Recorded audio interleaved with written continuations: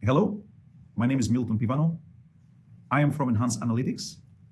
I'm going to present to you the Nhence platform, the module that we call auto machine learning, with the meaning that the models are automatically trained, requiring only that the user selects which models they consider as significant for the problem itself, that the routine, the platform will execute these models automatically and present the results. On the left, we have the target field, where we define what the target variable is for analysis, so that the model understands what the response variable is.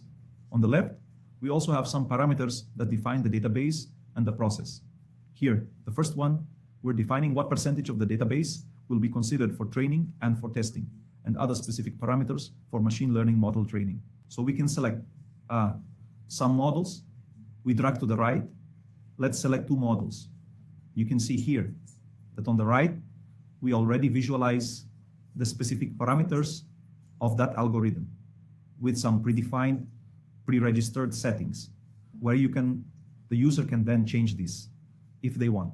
I'll also show here a model, a random tree algorithm, where you can see that the number of parameters is large, much larger than the other algorithms. This makes the whole process easier because the user doesn't need to learn or memorize each of these parameters and their meanings.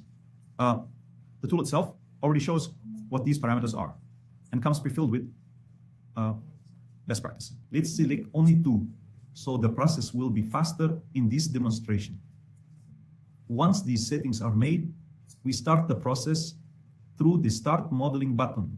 At this moment, the training algorithm is already being executed based on the selection of models that were made on this screen.